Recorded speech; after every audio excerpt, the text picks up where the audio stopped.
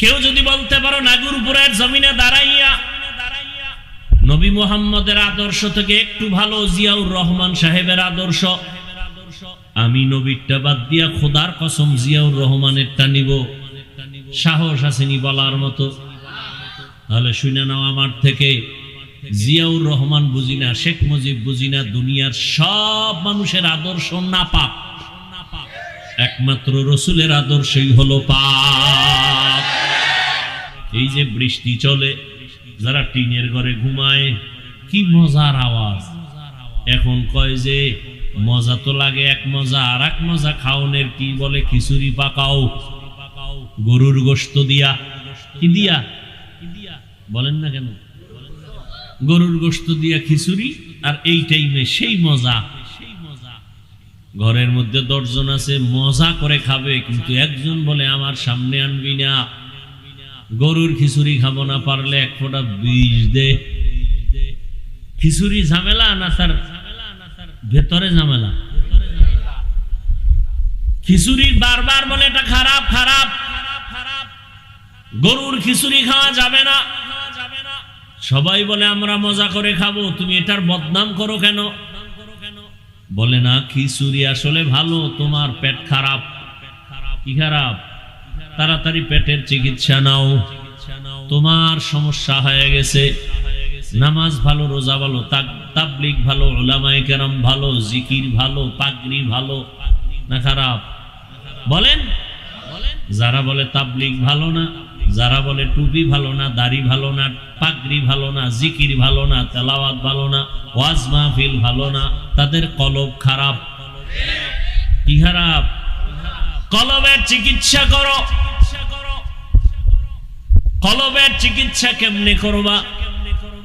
এই যে বডিটার উপরে কত না ক্রিম মাখি, বারবার আয়না দেখি স্পট আছে কিনা, সুন্দরভাবে পরিচ্ছন্ন করি, কিন্তু এই বডির কোনো দাম নাই। এটা একটা কাভার, ভেতরে আসল জিনিস চলে গেলে বলে এটা মানুষ না, মানুষের লাশ।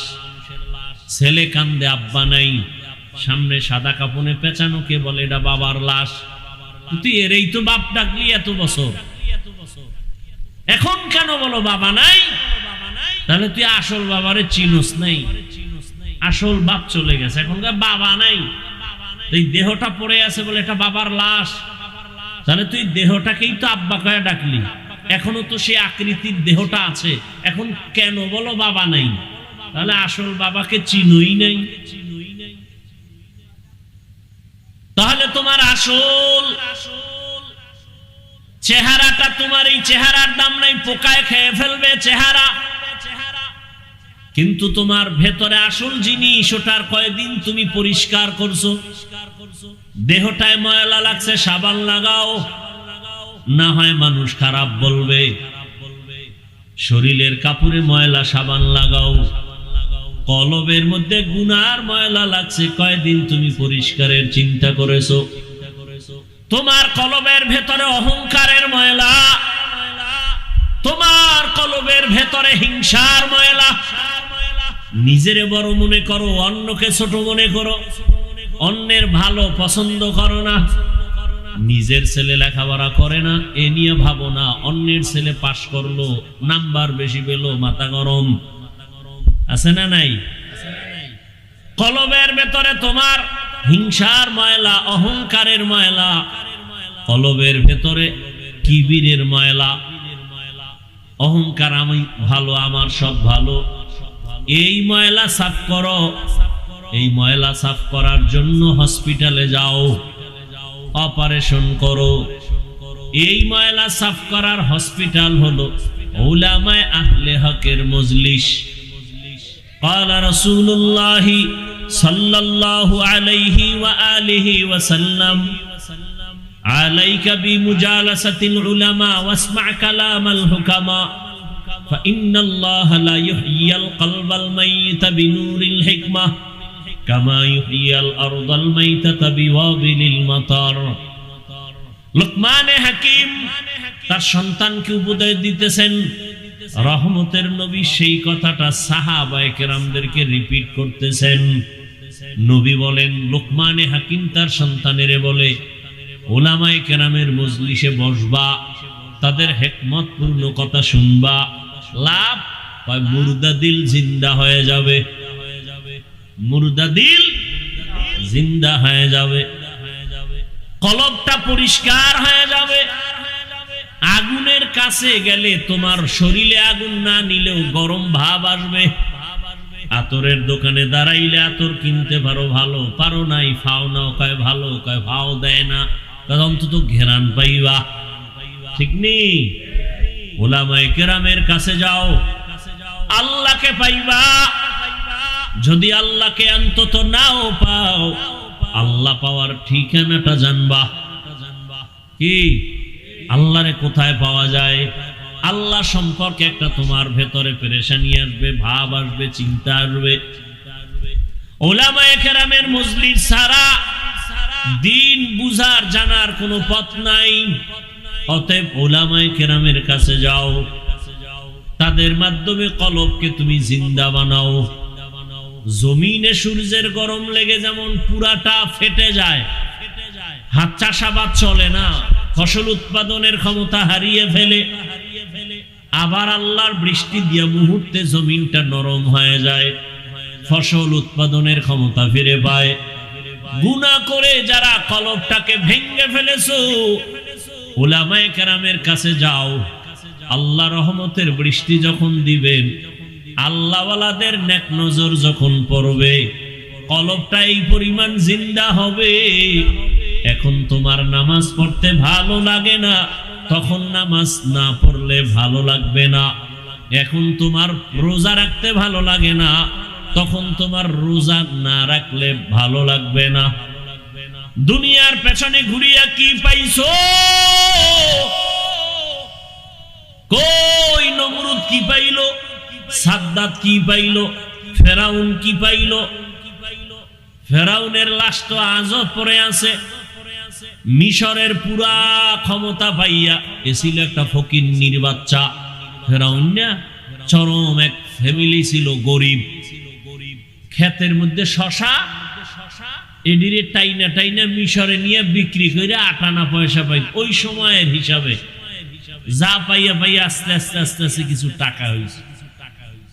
এক সময় ফেরাউন চেয়ারে বৈশা, ওই তদানীন্তন সময়ের মূল প্রধান বাদশা মারা গেছে।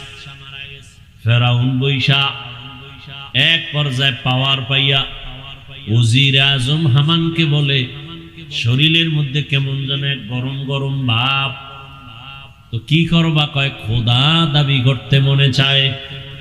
হামান বলে করো, করলে আর ছোট খোদা দাবি করে লাভ কি, বড়টাই করো।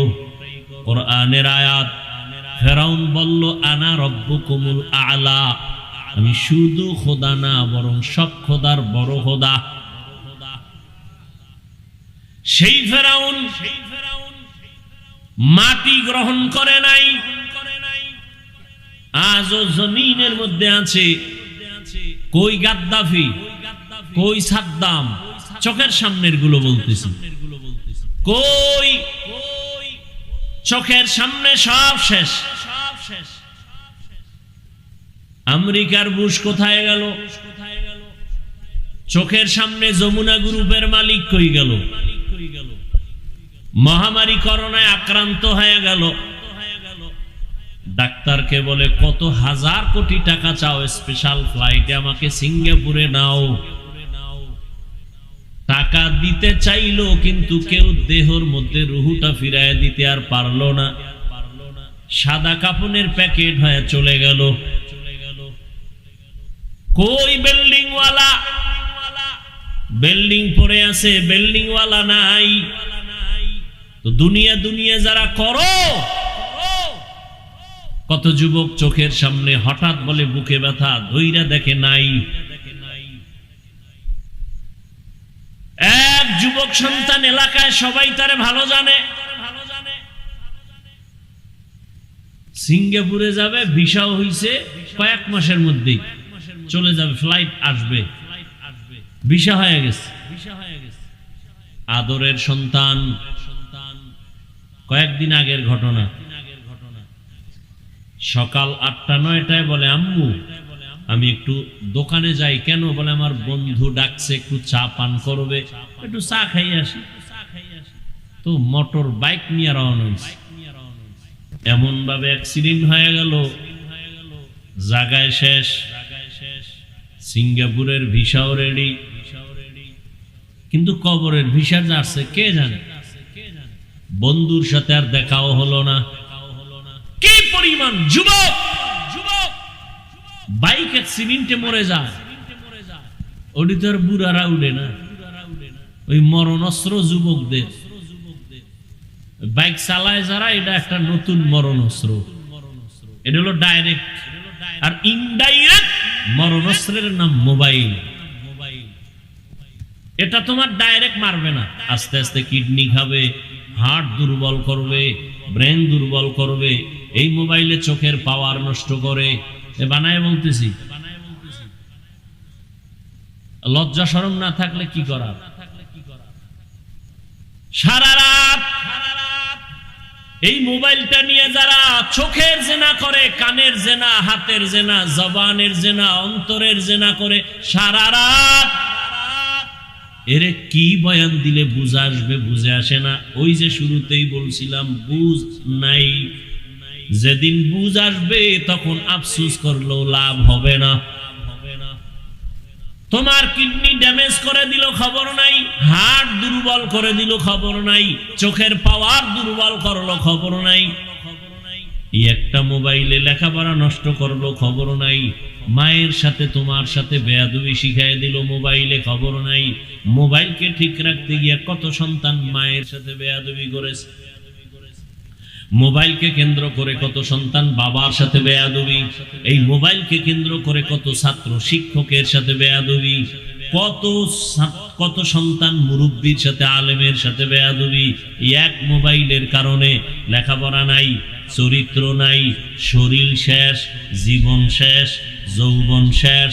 আছে একটা মূর্তির মতো দেহ, রুহটা চলে গেলে দেহটাও শেষ। তাহলে এটা হলো ইনডাইরেক্ট মরণস্ত্র। আর ডাইরেক্ট যুবকের মরণস্ত্রর নাম কি?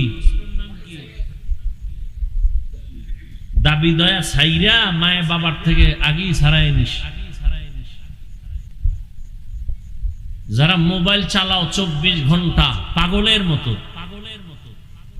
কখন যে হঠাৎ করে স্ট্রোক করে মরে যাবি বলা যায় না। বিদায় নিয়ে আনিস মা বাবার থেকে আগের থেকে। আর যত মনে চায় আকাম করে নে, কখন চলে যাবি তোর টিকিট নেই। মনের খাহেশ মিটাইয়া কর, যেন আর কোনো খাহেশ না থাকে, আফসোস না থাকে যে এটা পারলাম না।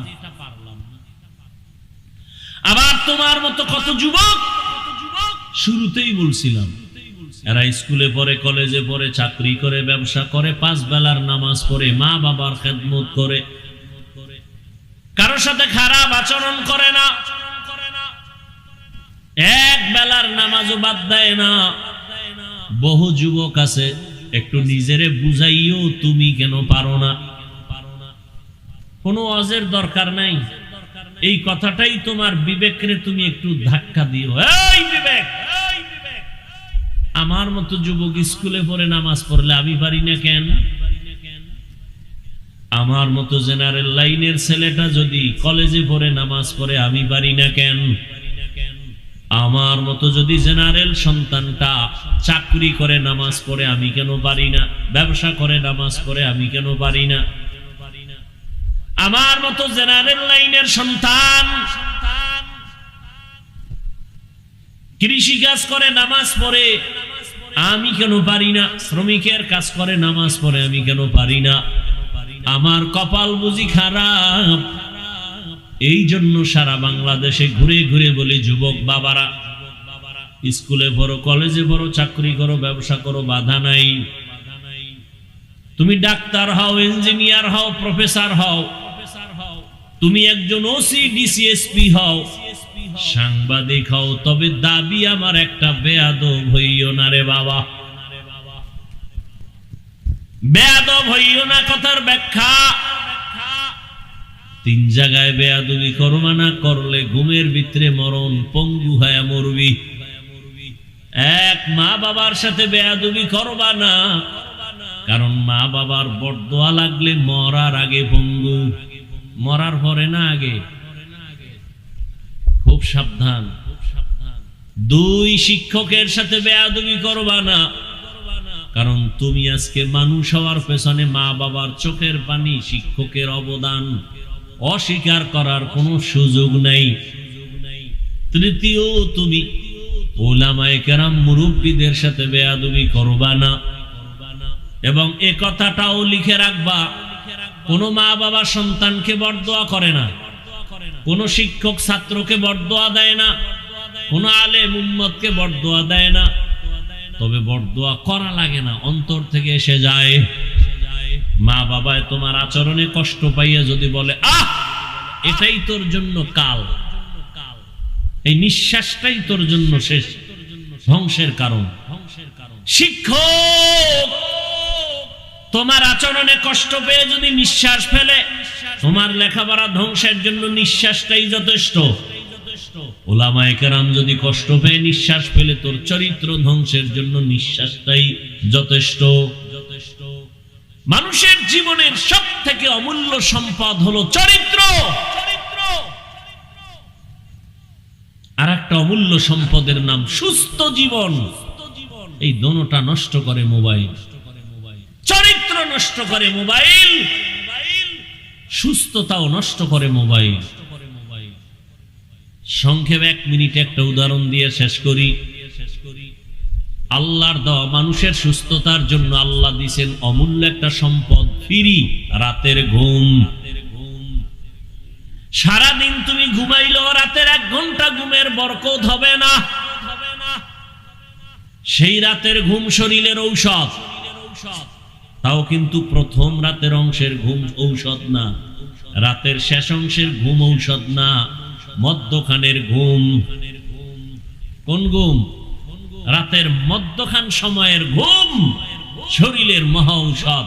আর সেই ঘুমটাকে নষ্ট করো মোবাইল দিয়া, অনায়াসে অসুস্থ হয়ে যাবা, টের পাও না কেন?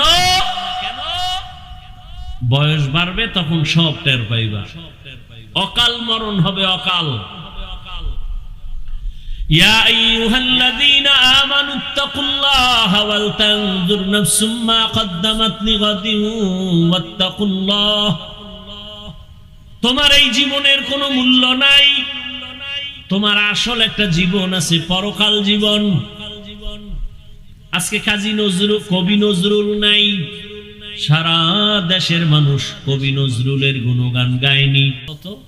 আমাদের থেকে সম্মান কমে গেছে।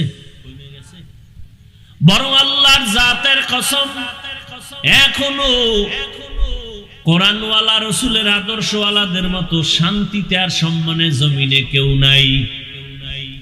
আর যারা আখিরাত বাদ দিয়া শুধু দুনিয়া দুনিয়া দুনিয়া দুনিয়া করে পাগলের মতো ঘুরছে, আজকে তারা দুনিয়াও পেল না, আখিরাত তো পাবেই না।